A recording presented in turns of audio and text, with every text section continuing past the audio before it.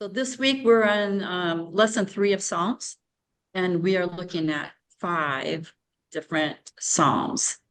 Most of them are pretty short though, right? Mhm. And what I want to do is go back and just remind you about Psalm 1, because Psalm 1, it's basically you saying there are 2 ways of life. If you remember a couple weeks ago, there are 2 ways of life. There's the righteous are blessed, and the wicked will perish. That was Psalm 1, laying that out, those paths. Now, you probably have noticed in these Psalms that we've been looking at since then, this pattern of the wicked and the righteous and God and what he does and how much we can count on him. So these Psalms are pretty much the same as far as the wicked and the righteous. And then we want to look at them and just see what can we take for our lives and how these Psalms will help us when we face similar situations that David was facing. So let's look at Psalm 10. Psalm 10, and this one really, there's a lot about the wicked here. A lot about the wicked, a lot of detailed description about what their character is, what they say, what they do. And then David, when he looks at that and says, what's the question he asks in verse 1? Why? Yeah. Why do you stand far away? Why do you hide in times of trouble? Has anybody felt like that ever? Yeah, yeah, yeah. That when you're really in trouble and you feel like God is far away. And it's kind of natural to say, why? Where are you, God? Why are you doing this? So, and that's the other thing about the Psalms that's so great is because these are just honest heart cries from David and from other writers who experience the ups and downs of life. And it's asking why is pretty normal. Pretty normal. Okay, so let's talk about these first 11 verses really describe the wicked. So tell me what you see. Let's look at like the first 4 verses and tell me what you see about the wicked.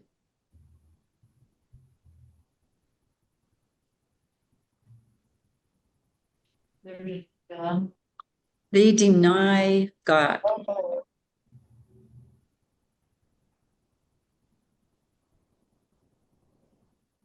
Arrogance.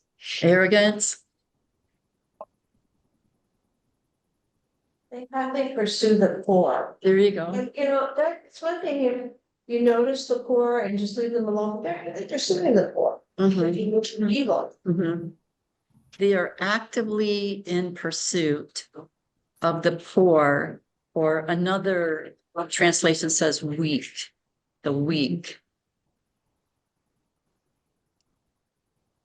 So they are actively pursuing those who are less fortunate than they are. So you have they're in hot pursuit of the poor. They look at the second part of that verse, of verse 2. That should remind you of something from last week. Oh, yeah. Anybody recall what it said in chapter 9 and chapter? I don't know. I call them chapters, but they're Psalms. It's a chapter. Yeah. We're asking for retribution, aren't we?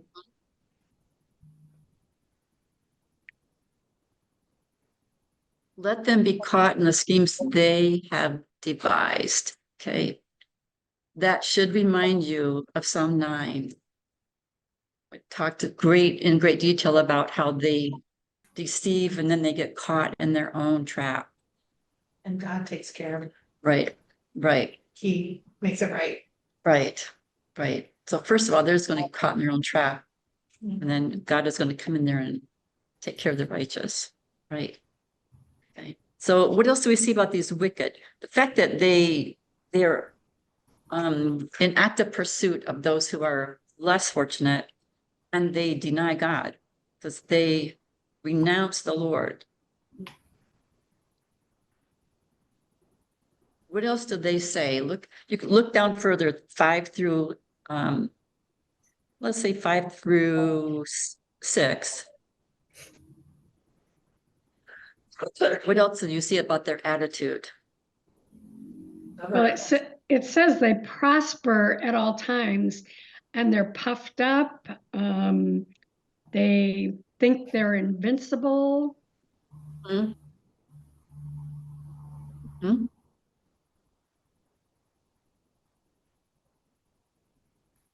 I was thinking about this. If you don't believe there is a God and you don't fear him, if you don't believe there's a God, there's no moral foundation to what. So what they're doing to me seems that's all perfectly, you're just here for today, get as much as you can. And there are no, it's just whatever you can accomplish, do for yourself, do, because there's no divine justice, there's no God. And once you're done, you're done.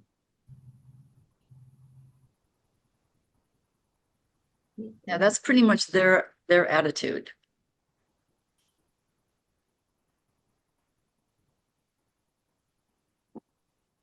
I'm picking out words: cursing, deceit, oppression, mischief, iniquity, like all of those negative, Mhm, murderer, stealthy. mhm. You get a picture of someone like in Black Mask or something. Sneaking around, Yeah, Yeah, in verse glad you 9, it's the picture of they lurk about like a lion to seize the poor. mhm. Which goes along with the fact that they are actively pursuing, right, like a lion in a prowl. Yeah, Heather, I like that you said I'm picking out these words. And that's something that you train yourself to watch for. There's a list here, right, in the text about that describes the wicked. And when you start seeing a list like that, you need to pay attention to each one. Remember, I've said before, put a number 1, put a number 2, put a number 3 over each word in that list, because it draws your attention to every part of it. You could even write them out and make a list that describes exactly what the wicked are like.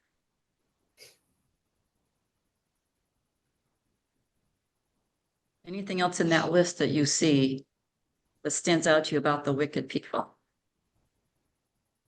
Deceit stands out for me, like they're tricking them, that they're trying to pull one over and Mhm. almost take them to their side. They're trying to get them to Right, come across and believe what they're saying or doing. right.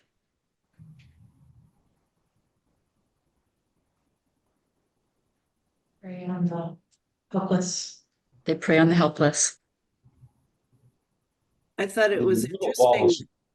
Sorry. Go ahead, Blythe. I thought it was interesting that he said that it says that the wicked person says is in his heart, God won't see it, and he won't, he's forgotten, he's hidden his face. So that tells me that maybe they do think there's a God, but they think they'll get away with it, or for whatever reason that he's turned away from them. Yeah. Yep. It is an interesting contradiction if they say there is no God and then Yeah. they're saying, but he's not going to see me. Yeah. I think that's, yeah, people who fight against God, they don't believe in him, but they fight against him. Right. It's like, it's like, what are you fighting? If there's no God, then why are you fighting him? Right. Mhm. I'm just fighting someone else's belief. Mhm. Right. In the middle of this long list, though,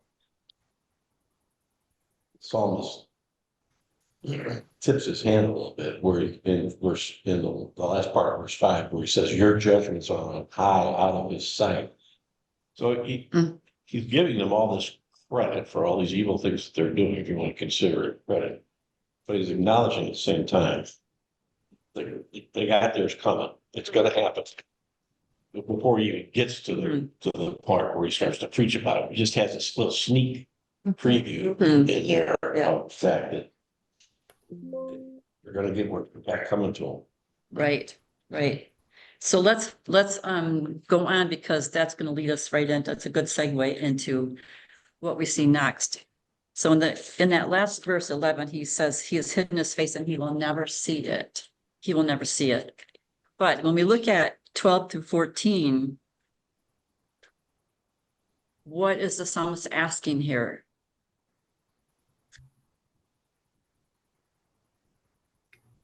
Well, he wants God to administer justice, really. Yeah, he wants Back justice, Mm. which is what Ron was talking about back in verse 5. The justice is there, and now the psalmist is saying we want justice.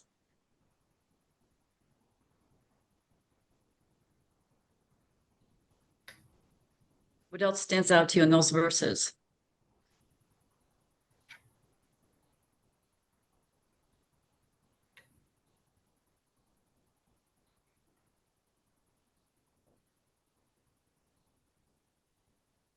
What about verse 14?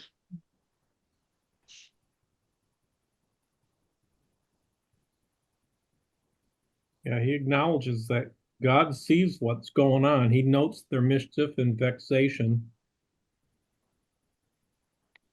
And he commits himself to the helpless, and he's going to deal with the wicked. Mhm. So that by the time you get to 18, so that man who is of the earth may strike terror no more. So their day will come to an end. Right. Right, they think that God doesn't see them. Verse 11 says he will never see it. And yet verse 14 says, but you do see. There's that contrast, but you do see. They think you won't, but you do.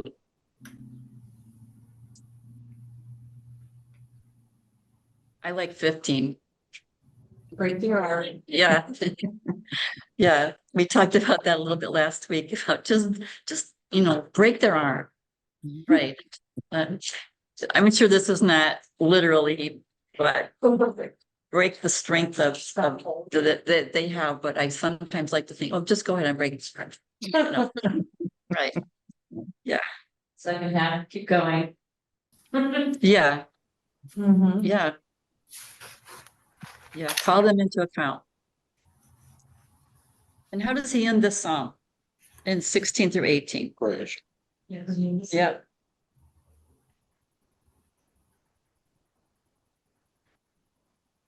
Well, it's assurance that God is in control. Mhm. Yeah, Yeah, go ahead, Andrea. no, I agree with Patricia. It's that assurance again, isn't it, that God is in control. Yeah. There's a confidence there. There's a confidence there that he is going to take care of it. You will strengthen their heart. You will incline your ear and do justice. So this is one of the things about knowing the character of God.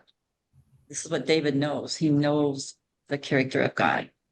And so when he comes down to it, he's like, no, I know that this is the God I know. And I know what he will do. Sometimes his timetable isn't the same as ours, however, and that's what I pick up in this, God, I'd like you to do this. How about now, sooner than later, and we'd like him to do it according to our timetable because our time frame is much smaller than God's. Yeah. Good point. I'm always wanting God to do something quicker than he does. Right. Yeah. Right. Well, I think too, it's these words are coming from a more mature David. Mhm. He didn't just get there, even though you would think of the early successes that he had in his life. That he could have been here early on, but it took him a while to get that assurance, to know. It took some bad mistakes on his part as well. That's encouraging for us. Mhm. Yeah. Many characters in scripture that we see that Abraham, he wasn't instantly just 1,000% on board. So said that making mistakes and growing from it, David made big mistakes. And yet here he is. So, yeah, so now he knows. We learn more about God as we mature and make mistakes and get up and move on and trust him. And I don't mean mature in age, Oh, thank you. Thank you. Thank you. Yeah. because that doesn't Yeah. have anything to do with it. No, it doesn't have anything to do with this. It's in your faith, right? Right. So let's move on to 11. 11. This is a short one. And looking at the big picture of it, well, if you put a theme on this psalm, what did you say? What would you identify this psalm?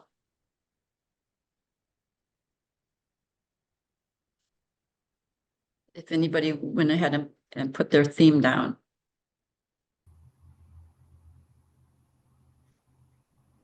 For number 11, Yes. I just had, I put evil exists, but the righteous will prevail. That's Okay. So again, we're talking about wicked and righteous. How does he start this psalm? What is the very first statement? In the Lord I take refuge. Okay. The That- Lord is my refuge. Yeah. In the Lord I take refuge. That's the statement. Okay. This morning when I read this over again, I had a whole different understanding, a whole different feeling about it. And I saw that that's what he hung the whole thing on, was in the Lord I take refuge. Okay. And therefore, then what's the next thing he talks about in verse 2 and 3?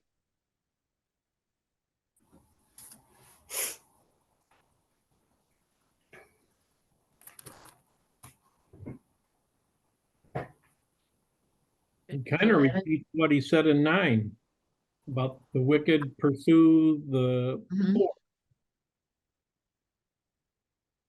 Yeah, so the wicked are pursuing, right? You see that they have their bow and their arrows all strung, they're ready to shoot in the dark, they're attacking. But what's the question that he asks? What can the righteous do?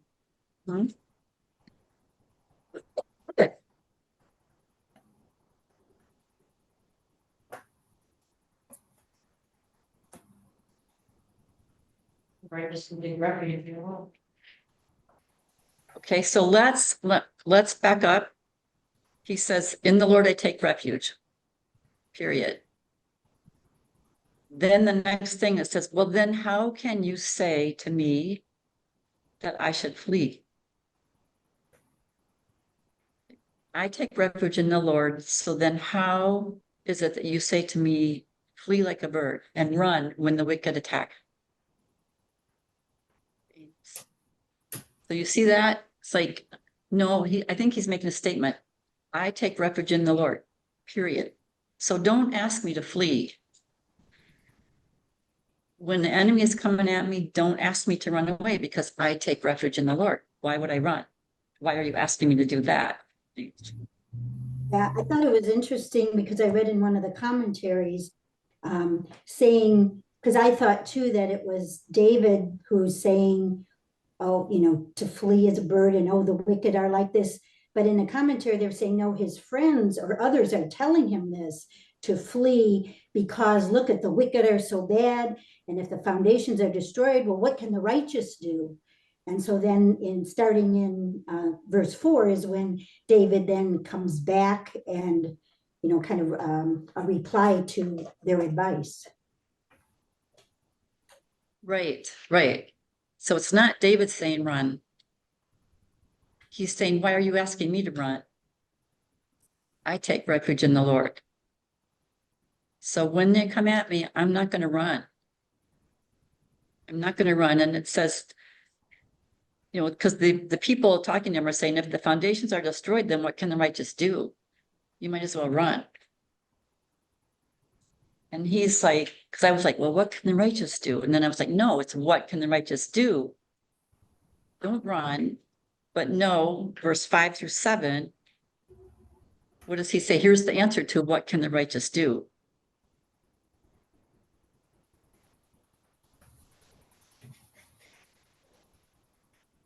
What is he describing in 4 through 7? Where the Lord is, what he does. The Lord is in his holy temple. The Lord's throne is in heaven. His eyes see. Connect that with verse 1. I take refuge in the Lord. And where is he? He is on the throne. He's on the throne and he sees. So what can the righteous do? Put your trust in him. Take refuge in the Lord, knowing he is still in control. And maybe, like Dave said, the timing isn't what you want, but don't run. You don't need to run.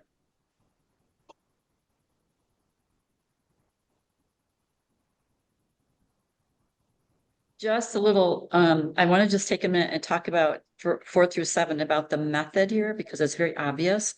In 4 through 7, if you marked the Lord, you see it in verse 4 twice. Yeah. You see it in verse 5 once. You see it in verse 7 once. Okay. So if you're just looking at these few verses, you'll see right away, these verses are about the Lord. What does it say about the Lord? So then you look at that and say, oh, I see. He's in his holy temple in heaven. He sees, he tests the righteous, but contrast. It's so wicked. He hates the wicked. He will deal with them. Scorching fire, break their arm, right? Scorching fire. Why? See that word for? Why? He's righteous and he loves righteous deeds. Great. So that's part of the method. You see the keyword, the Lord, you see the contrast, and then you see the for. Why? Why will he do that? Because he's righteous. And that's the person you take refuge in. So in the first 3 verses, you only see his name once, and that's in the opening statement. In the Lord, I take refuge. But then he talks about this question, this encouragement to flee, right? And then the next 4 verses, you see the answer. It's right there. So just looking at it from the perspective of the method that we teach here, it just breaks it apart really easily. Yeah. Okay. And I think that's how David gets through these troubles, that he has to continually remind himself of God's attributes and say, in spite of everything, I'm hanging my hat on you and I'm placing my faith in you. But he has to continually remind himself, and I think we do too, when we might be tempted to, when we have troubles, to forget. Or run. Or run. But you have to hang on to God's promises no matter what. Right. And constantly be reminded of God's character.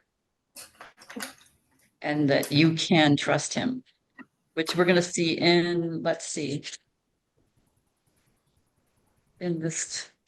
next Psalm, in 12. Linda, I just wanted to think about, David kind of reframes this too. He says, I'm not going to flee. This is a test. It's a test of the righteous. And it's almost like I'm not going to fail the test either. I'm going to remember who God is, but I'm not going to fail the test. Yeah, good. That's good.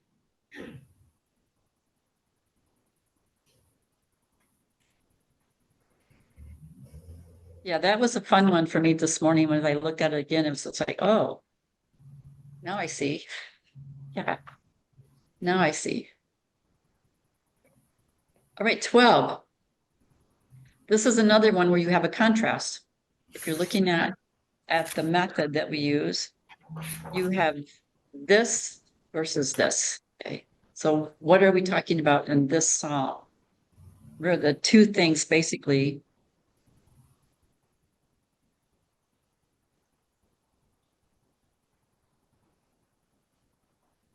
What do you see in verse 2, in verse 3, and verse 4? What are the repeated words?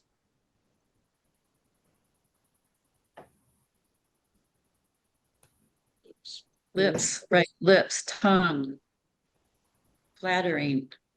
Right. Lies. Yeah, who is that referring to? The wicked again, the wicked. Okay.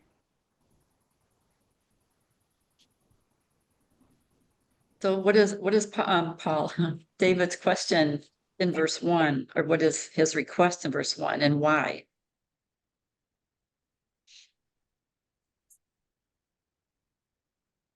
He's got a plea to be saved because there are no righteous, things look really, dire. Yeah. Yeah, he's not seeing so many faithful people. See, they're all kind of disappearing, the faithful people. And what I am seeing is the lies, the flattering lips, and the, they're boasting.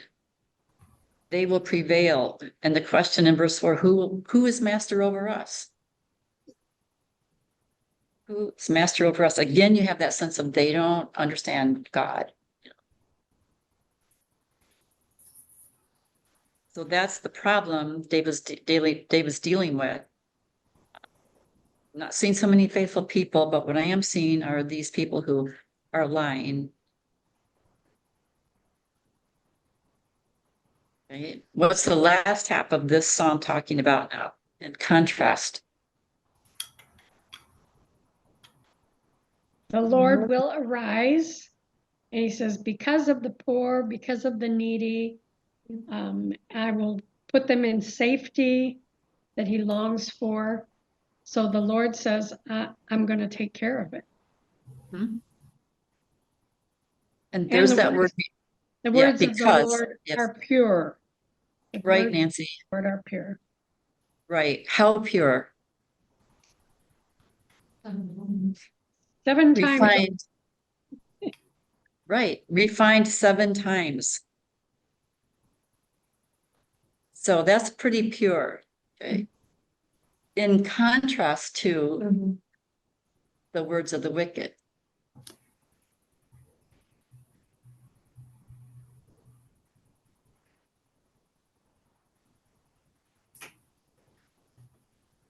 And how does it end?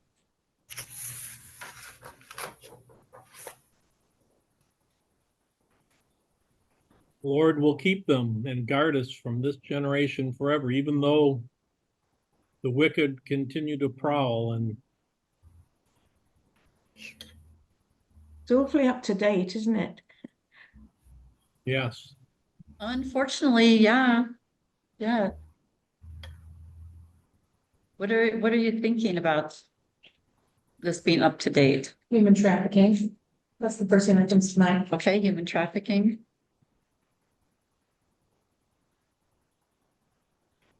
Well, with all our medical expertise and our education and our lovely homes and our money and you'd think really we would all be really good because we have so much and everything is so much better.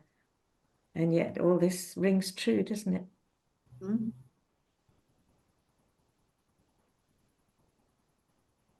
And since it does, then what do we do? What do we do? We have to What trust can we God know? to sort it out. But as David said, it'll be in his time, not ours. Mhm.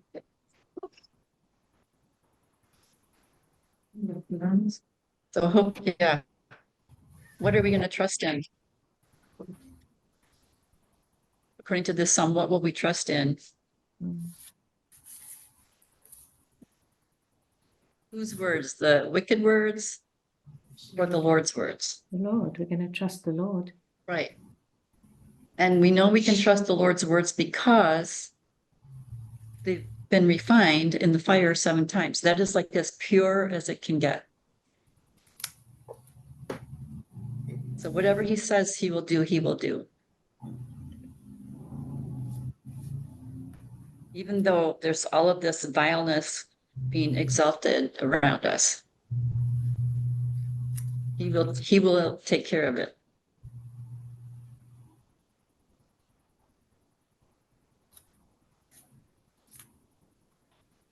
What about 13?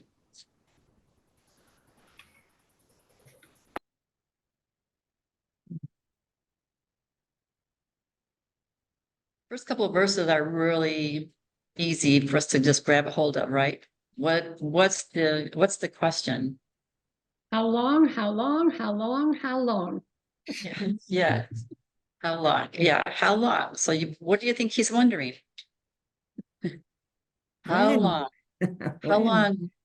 How long? Why does he ask that question? What prompts him to ask that question? Despair. He must be feeling a little forsaken, a little wondering where God is in all that's going on in his life. And the word despair, because it felt like he was like hopeless. Mhm. It was out Yeah. of despair. Yeah, despair, hopeless.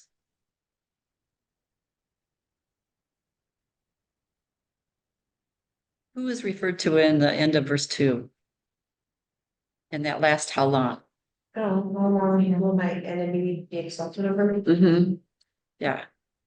So again, the enemy is in his life and pressuring, and that's what he's feeling, and he's feeling that to the point of despair, Carol said, because you see that in verse 3.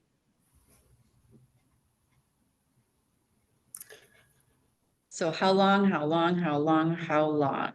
Again, anybody ever been in that situation? How long?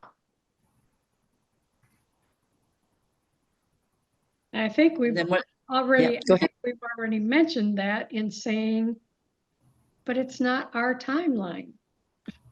Mhm.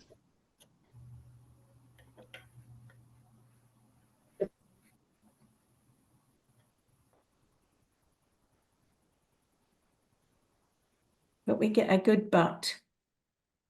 Mhm. Yes, yeah, yeah. So what verse are you talking about, Patricia? 5, if I was Mhm. really. Yeah. Yeah, the contrast.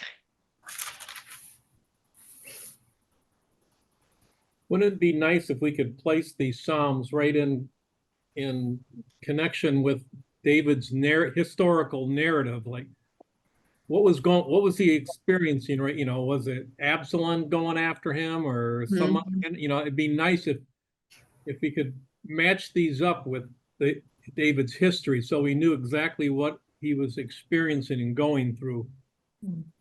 Yeah, I was kind of thinking that this morning too. And somebody probably has done that. But I don't know. I don't have it. But we do know it's just when the enemy is coming after him, or in whatever stage of life we are, when the enemy comes after us, what can we do? What can we do? Look at the end of this 5 and 6. When Patricia says, "But I have trusted in your steadfast love." And what else do you see in those couple of verses? Well, there's hope because his soul, his heart will rejoice in your salvation. It will sing to the Lord because he has dealt bountifully with me. Mhm. Yes. It's the opposite of what he was feeling. Then now he has hope. From despair to hope. But I'm not sure he's gotten. My heart shall rejoice. Not my heart is rejoicing. Yeah, I will. I will sing to the Lord. I will. Yeah, Not I am singing to the Lord. I don't think in these 6 short verses, he's gone from his sense of despair at the beginning to now he's out of it in 6 verses. And that would be contrary to what most of us Yeah, couldn't possibly pull out, unless it's written over a period of time, Right. which you could have made. Right. But he also is coming from a perspective that he has seen the Lord prevail already. Mhm. So he knows that it's possible. So even in this desperate cry that he's having, he knows that help is on the way. Like he knows it's coming, so he can say it. He can say it like it's coming. I know, I'm going to do this. Confident. Yeah. Yeah. Because he has dealt with me bountifully with me before, Right. I can trust that he will do it again. And then I will sing. And I will rejoice. So there is a way out. He does have hope out of this despair. And that's another important aspect of God for us to remember, is like to remind ourselves, what has he already done for us in the past? And then that increases your faith and put your focus back on his character. And what will he do? He will. If I'm righteous, he is going to see that. He is going to put me in a place of safety. If I'm the righteous one and not the wicked one. So we know he sees, we know he hears. We know here that David is going back to the fact that he has done what he's already done for him in the past, and knowing confidently that he will do again.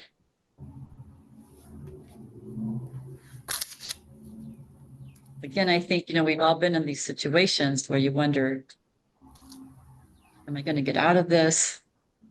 What are the consequences going to be? How long will it be before a resolution comes?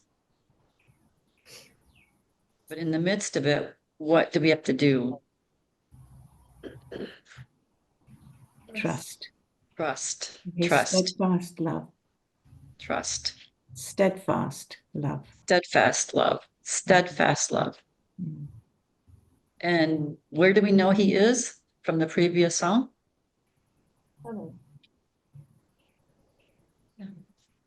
He's on his throne. Was that the previous one or the one before? Number 11 or 10, yeah. Yeah. But when you put all this together, you can just make that list. If you're making on what you learn about the Lord, then you can look at that list and say, right, this is who he is. This is how he acts. This is what he loves. This is what he hates. This is where he resides. And this is what I know he will do for me. You're making that big picture of who he is, just adding one psalm to the next psalm to the next psalm and gathering data about who he is. And then that's the person that we go back to and we say, I will put my trust in him. I will take refuge in the Lord. Because he is all these things. How long? Sometimes the desperate situations in our life last a long time. Sometimes they're short. But they're always, God sees it. He sees it. He knows.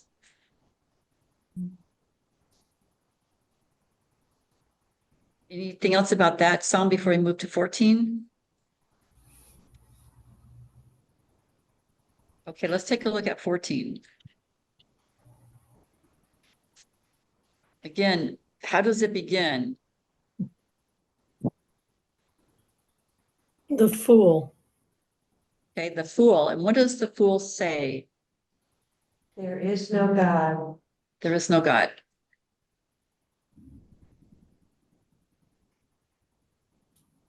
How do those first three verses tell me more about those? There is no God. Pretty much the same as what he said in the beginning of 10, isn't it? There is no God, they're corrupt, they do it. None does good.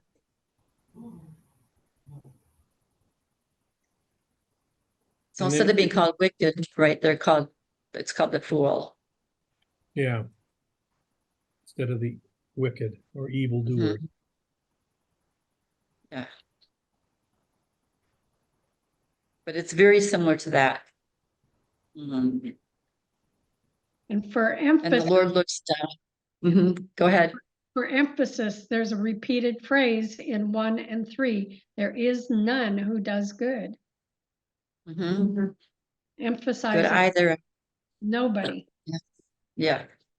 There is none. If you say there is no God,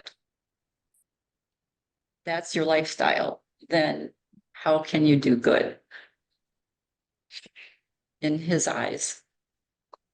What's the measuring stick for doing good? What did you see in the cross-reference on page 46 from Romans 3? How does that relate to these three verses?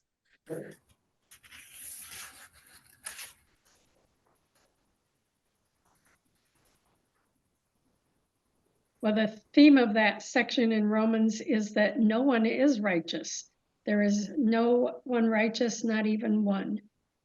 No one understands, no one seeks God, no one does good, not even one.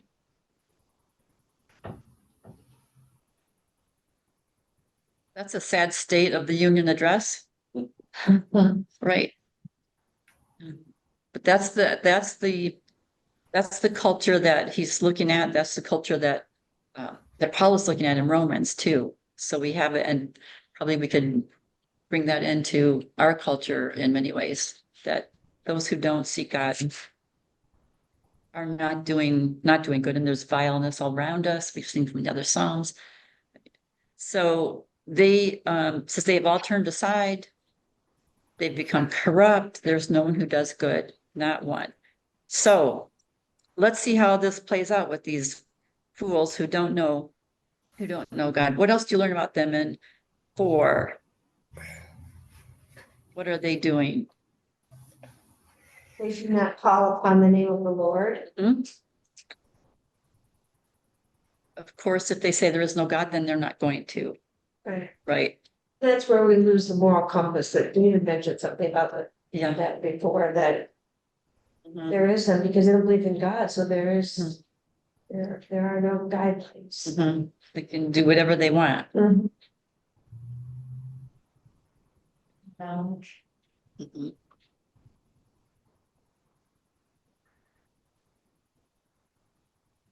It What seems about that in, they are devouring, eating up the Mhm. people of the Lord. Just Yeah, like they would eat bread. Right. I like the name when it uses word pictures, so you can see that you have an understanding, like, yeah, they're going after God's people just as they would eat bread, they're eating up the Lord's people.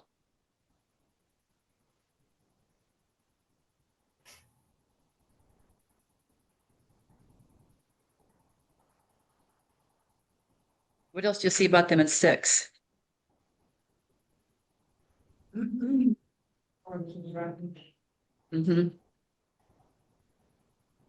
What, again, their behavior. If you marked them in your text, you see them in 1 and in 2 as the children of man, and 3 times in 4, in 5, and 6. So the whole first 6 verses are about these men and what they do. And then in verse 7, what do you see? What is David looking forward to?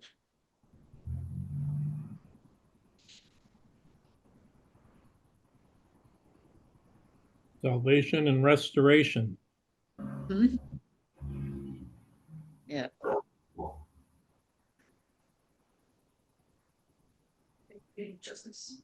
Yeah, the justice, yeah. On page 47 in your homework, cross references about this verse from Ezekiel, Romans, Isaiah. What do you see about this time that David is looking forward to, that he's talking about?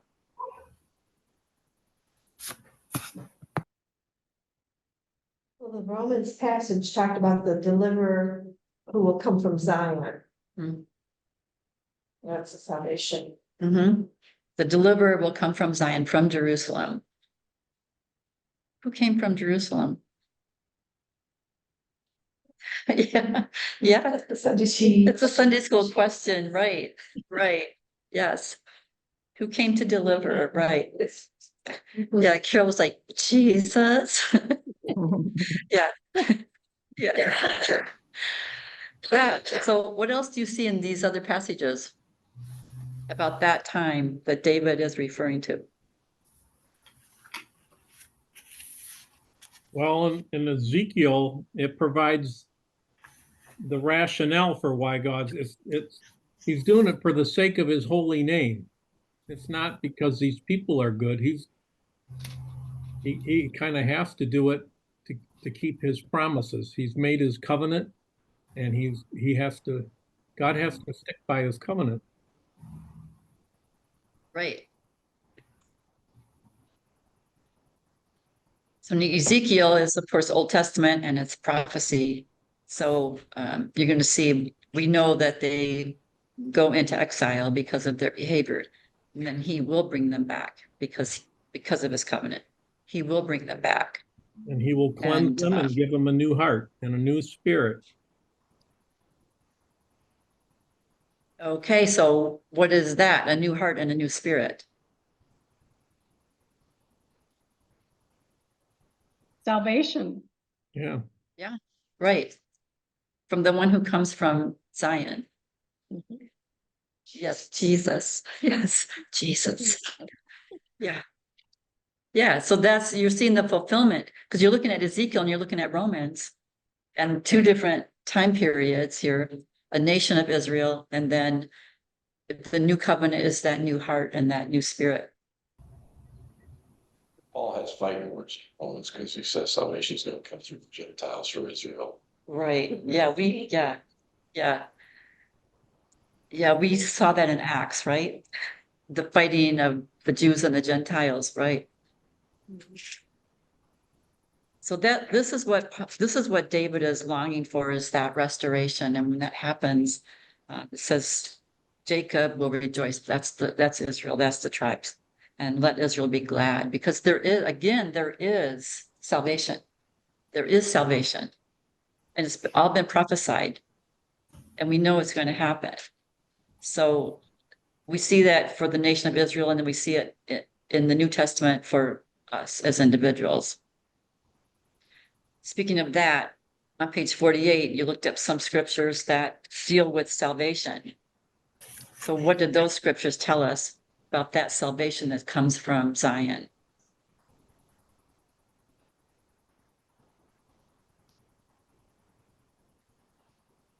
Well, the Romans 6:23 one talks about the wages of sin is death. Mhm. So the gift of God is eternal life through Jesus Christ our Lord. So it's through Jesus. Right.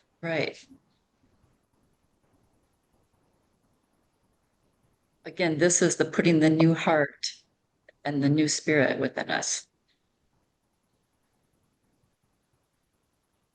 What about Romans 5?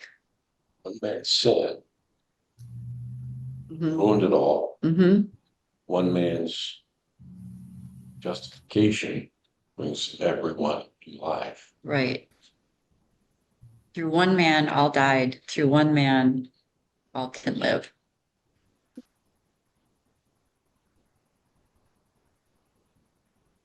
And where sin increased, grace increased more. Mhm.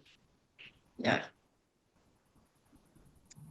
And what did you learn about salvation from Romans 1:16?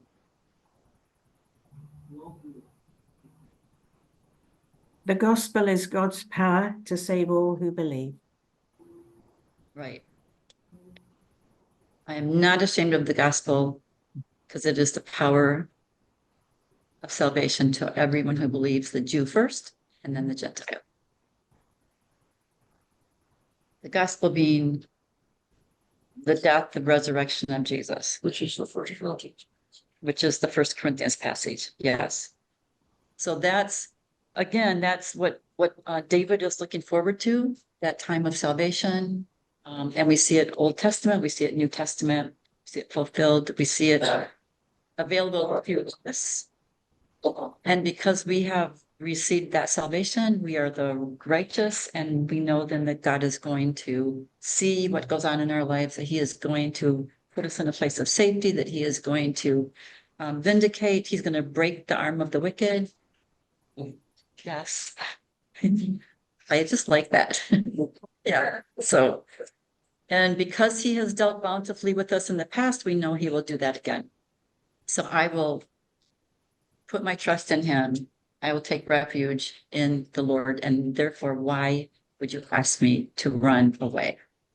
Right? So that's just a little summary of all of those Psalms. But any other comments about this package of Psalms today? Aha moments that anybody saw? just really thought it was sad in two of the Psalms that talked about the wicked say there is no God. If that ain't even gonna acknowledge that there might be a God, it's really sad. Yeah. Right. What hope do they have? But hope indeed. Life, and so they're gonna live to the best that they can and live it up. But it's so slow when I'm doing this. I find myself like, things everyday life and get depressed. I'm gonna be honest, like. Right. Yeah. And recently on the way, and I look at David and how he is like soft, like and it's so easy for us to like keep our eyes on other people, especially doing social media today and other people's lives, and it's easy to get connected. And so what I learned is I need to like not look at that, and I need to just keep my eyes on God and his character, because his judge, he's merciful and gracious. And so maybe he's giving those people, he's very merciful, he wants all people salvation. So he's giving them mercy, giving them time to figure it out. And in the meantime, giving us grace and then we see to accept it. Right, good. And we can be the light that those people, the wicked, look at and see the difference, light and darkness. So it's very important for us to be witnesses to that salvation, if they're ever going to have a hope. Right, good. Thank you, Mary.